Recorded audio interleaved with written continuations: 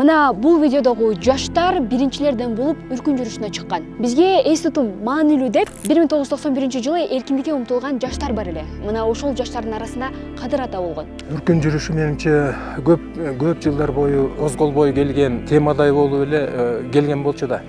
Анан кийин ошол 91-жылда өлгөндөр ыраазы болмоюнча тирүүлөр даражасы көтөрүлбөйт деген. Ошол тезисти кармандык окшойт да менимче. Ошонун негизинде ошол өмүргөчү жаралды окшойт. Тарыхтагы эң биринчи жүрүш 1991-жылы июлда Үркүндүн 75 жылдыгына арналган.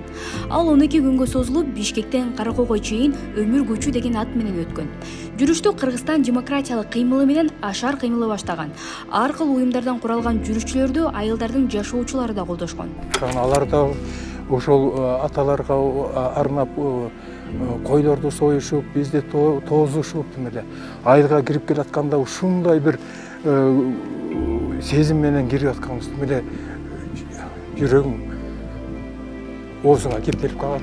Ошол окуялардан көп өтпөй 1991-жылдын 31-августунда Кыргызстандын жогорку кеңеши өлкөнүн көз карандысыздыгы тууралуу тарыхый чечим кабыл алган. Дүйнөнүн саясий картасында Кыргызстан деген эгемен мамлекет кайрадан пайда болгон. Бүгүн бул эскерүү жүрүшүн жыл сайын эсимде изилдөө платформасы менен Тосор коомдук бирикмеси улантып келет. Бирок мамлекеттик деңгээлде үркүн тууралуу эскерүү иш-чаралары болгону 7-8 ноябрда тарых жана ата-бабаларды эскерүү күндөрүндө гана өткөрүлөт.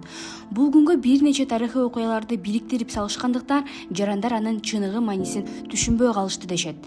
Сиздин оюңуз кандай? Пикир калтырыңыз.